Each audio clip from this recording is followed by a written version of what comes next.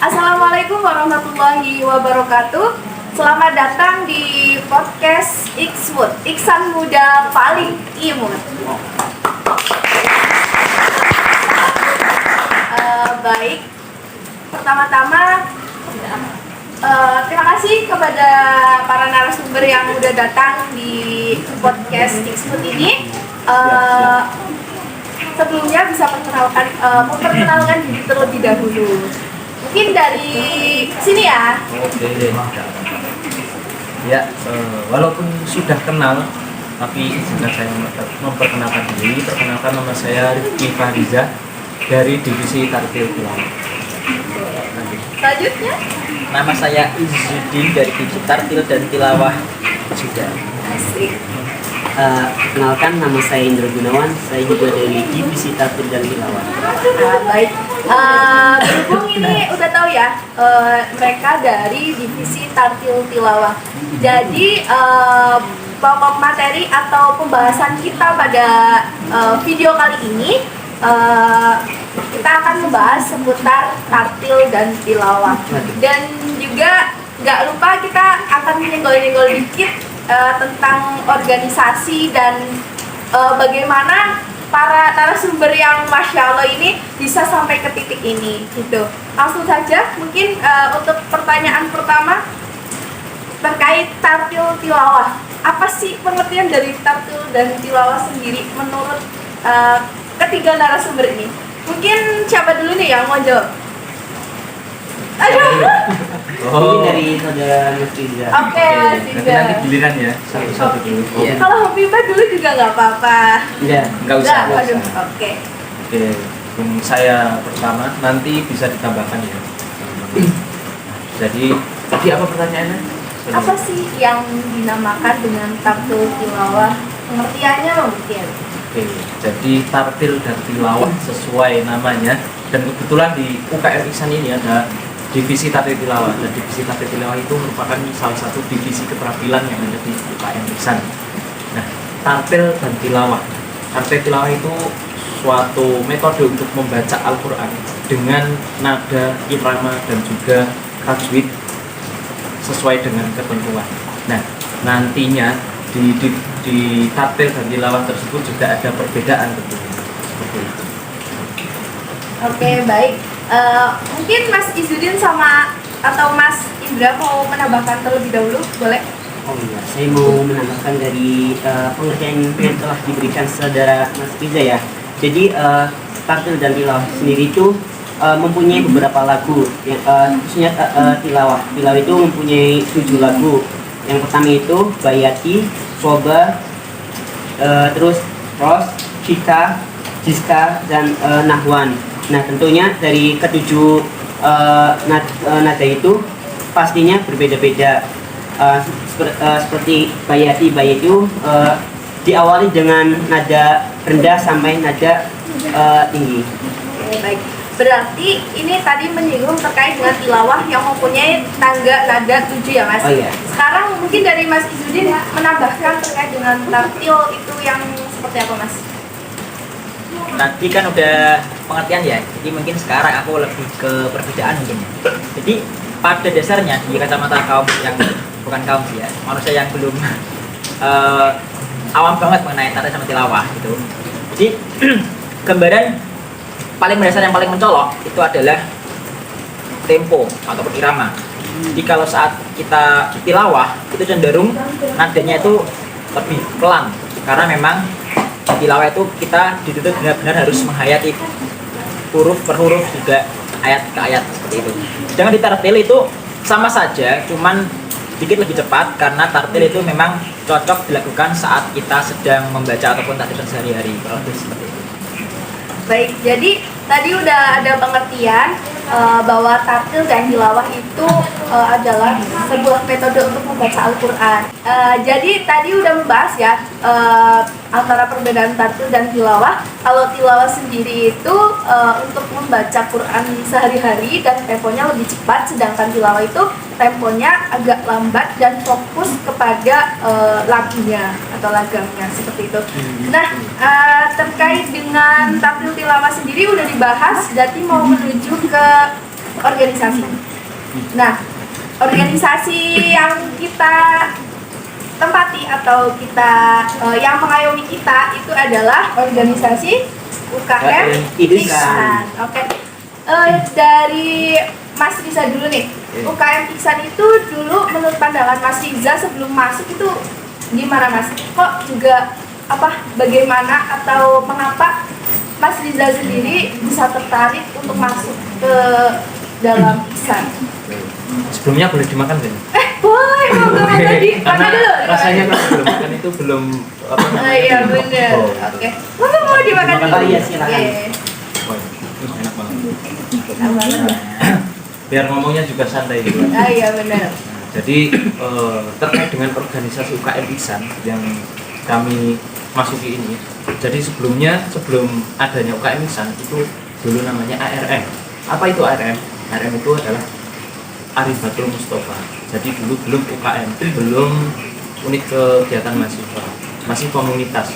Nah di dalamnya itu ya ada divisi rebana, taktik tilawah, dan kaligrafi, juga ada yang lainnya seperti sekarang ini. Tapi statusnya masih komunitas. Nah perjuangan para sesepuh dulu sampai sekarang menjadi UKM tentu banyak sekali perjuangan. Nah sekarang sudah menjadi UKM dan UKM Iksan pada periode ini sudah masuki 2 periode. Ya, periode pertama diketuai oleh Mas Abdul Rauf, kemudian periode sekarang ini Mas Yusna Hidayat. Nah, jadi tak lepas dari perjuangan para sesepuh, tugas kita di sini khususnya di UKM Iksan ini nanti kita berjuang tetap menguri-uri budaya Iksan yang telah diwariskan oleh Kamadar. Oh ya, belum tak jelaskan ya, Kamadar. Jadi di UKM Iksan itu ada Kamadar, komunitas Arifatul Mustafa, dan keluarga alumni UKM Iksan. Seperti itu. Jadi tetap ada wadahnya. Jadi dari sesepuh itu juga memiliki organisasi yang nanti di sana memantau kita, di sana juga membimbing kita. Kalau kita mau tanya-tanya, pasti dari Kamadar juga welcome seperti itu. Jadi organisasi Iksan itu adalah organisasi yang ya bisa dibilang sekelani para ulama, habaib, dan para sesepuh. Baik, itu gambaran tentang organisasinya ya Mas UKM Iksan. Lalu bagaimana Mas Riza ini bisa tertarik kepada UKM Iksan dan sekarang sudah menjadi kadif dari salah satu divisi, yaitu divisi tartil dan tilawah. Wah, kalau cerita masalah itu, jujur saya itu dulu itu masih awam sekali dengan tartil tilawah. Dulu saya masuk divisi tartil tilawah ya berawal dari Arifatul Mustafa itu sendiri. Dulu saya ikut Arifatul Mustafa sekitar ada 2 bulanan. 2 bulan di situ saya tertarik. Saya pertama bingung, saya mau milih divisi apa. Di situ ada divisi banyak sekali. Saya ada rebana, ada tartil tilawah. Kalau rebana saya tidak bisa megang alat. Kalau tilawah ya apa sih tilawah, aku masih awam sekali. Nah pada saat itu aku daftar di tartil tilawah pas ARM itu. Kemudian seiring berjalannya waktu ada pengumuman, alhamdulillah lolos. Tapi saya di situ juga masih bingung, saya harus ngapain di divisi tartil tilawah itu. Nah seiring berjalan waktu, terus udah jadi UKM, saya jujur dulu nggak aktif di divisi tartil tilawah. Pas periodenya Mas Rauf, saya nggak aktif. Kok saya tiba-tiba periode sekarang ini diamani sebagai kadif tartil tilawah. Nah itu suatu hal yang suatu hal yang bertolak belakang. Dulu saya tidak aktif, rasanya tidak mungkin kalau saya harus memegang divisi tartil tilawah. Ya, tapi alhamdulillah berkat teman-teman semua ini, anggota-anggota dan juga pengurus bisa mensupport saya, dan juga intinya kompakan dari teman-teman membuat pengurus sendiri. Untuk dari Mas Yudi sendiri gimana Mas? Kenapa bisa milih divisinya gitu? Ada pertama bagaimana mengapa bisa tertarik untuk masuk ke UKM Iksan dan kenapa milih divisi tartil tilawah? Ya baik. pertama kenapa kok bisa masuk gitu ya. Jadi dulu sebelum saya masuk di Untidar itu kan saya sudah pengen banget meneruskan apa yang sudah pernah saya sedikit pelajari waktu MA ya, seperti rebana dan juga tilawah.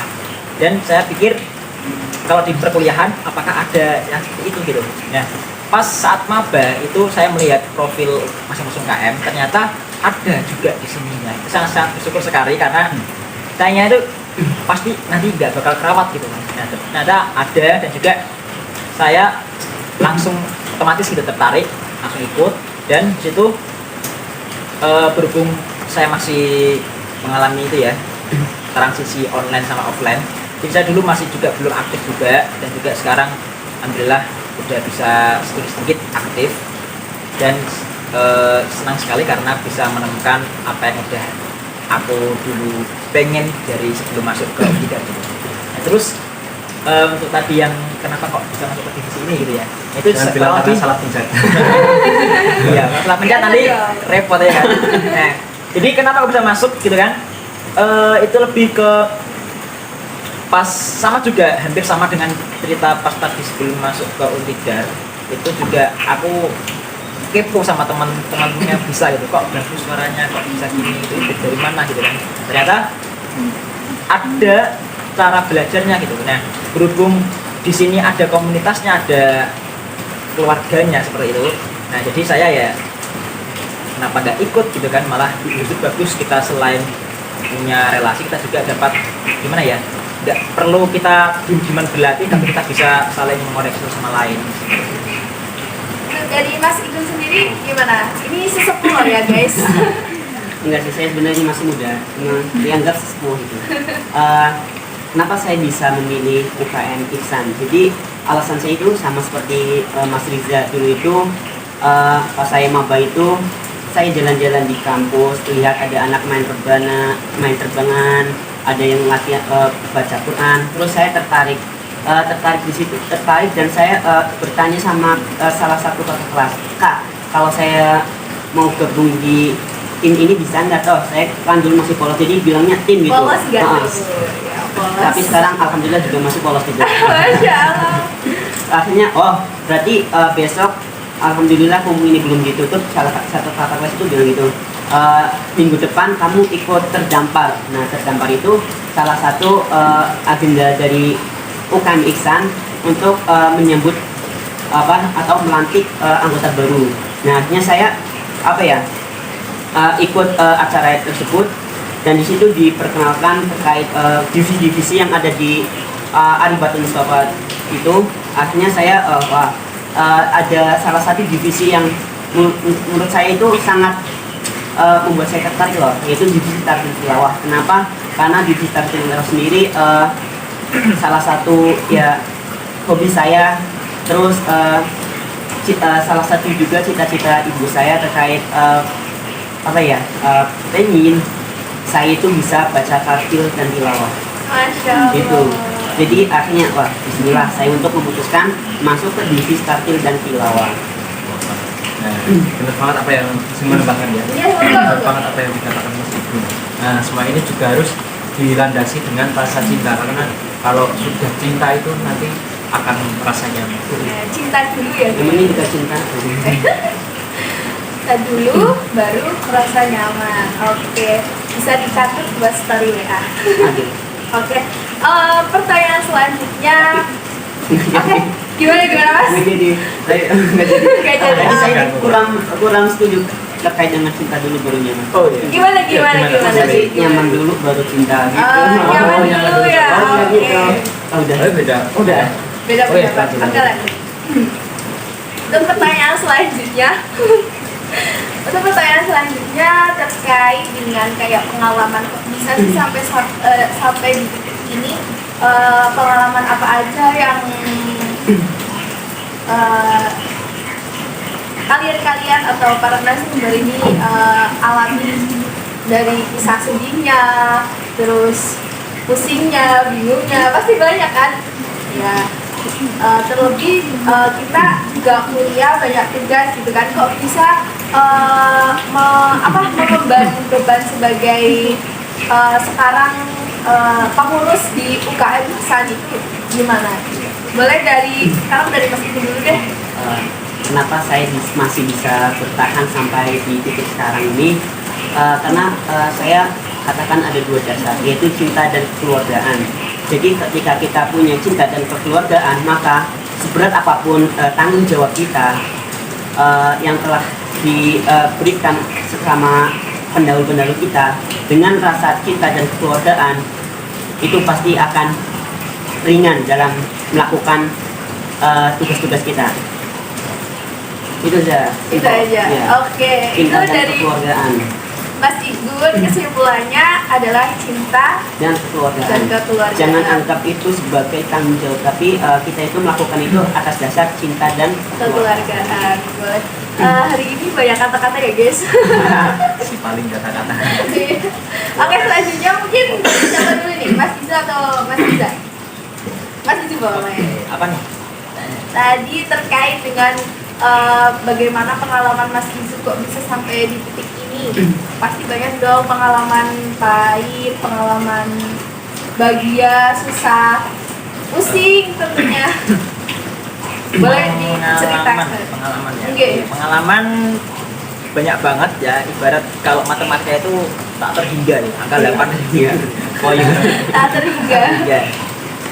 Pengalaman senangnya bisa belajar bareng pelatih, senang juga, apalagi ya, campur aduk. Susah juga, bukan susah karena hal yang lain, tapi susah karena aku nggak paham gitu.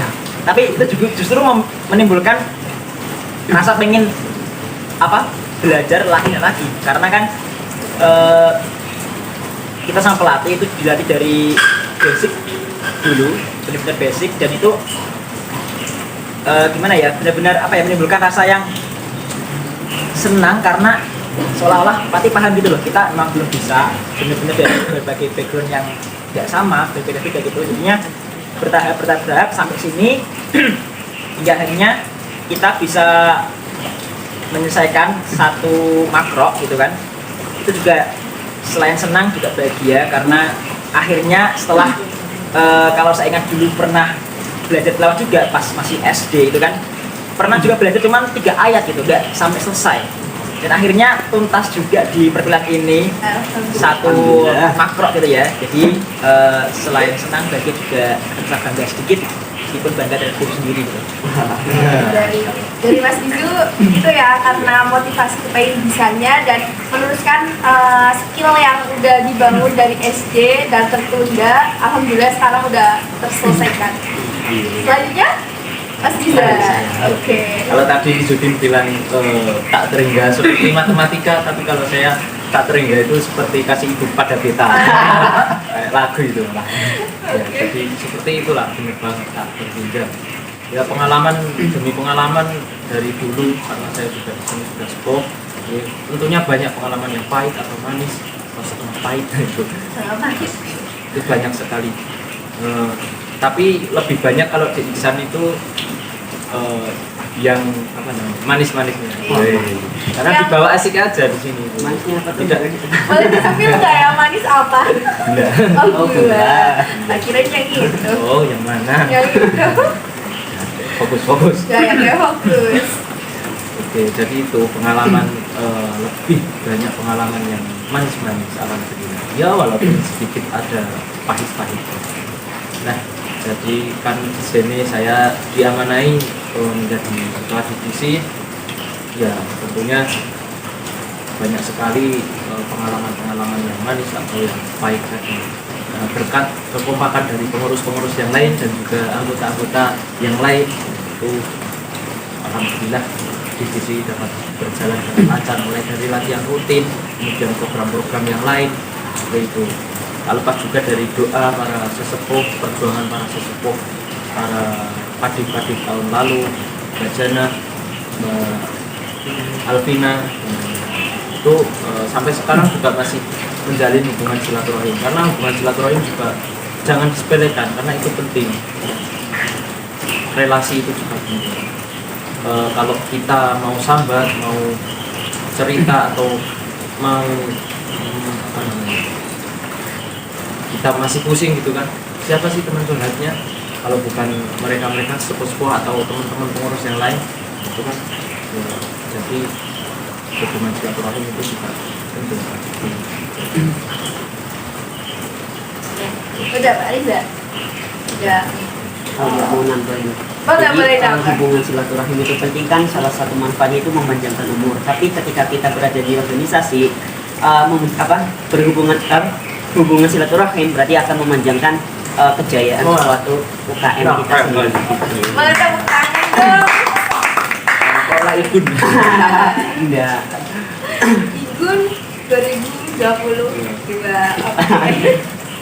Sekiranya untuk podcast kali ini hanya itu dulu pertanyaannya. Berhubung ini waktunya juga udah sore, dari kami Iksan Muda mengucapkan banyak terima kasih dan memohon maaf atas segala kekurangannya, dan juga pokoknya minta maaf dan terima kasih sudah meluangkan waktu. Saya tahu bahwa para narasumber ini banyak tugas ya guys, tapi mereka masya Allah banget rela meluangkan waktunya sedikit untuk kami. Oke, terima kasih Mas Iza, Mas Izu, dan Mas Igun. Sama-sama. Saya akhiri. Jargon dulu gak sih? Oke. Tadi dibuka dengan jargon ya. Oke, jargonnya apa nih? Gimana ini? Iksan Muda, Iya, gimana? Saya ikut juga. Ikmut. Saya kan Iksan tua. Yang ikut aja, yang Oh, ikut iya. aja. Oke, biar yang tua tambah imut ya. Oh, iya. Eh, Merasakan muda lagi gitu. Oke, Iksan Muda, Ikmut, Iksan Muda paling imut. Gitu ya? Iya, Oke, iya. cocok kan? Rasa makin muda gitu ya.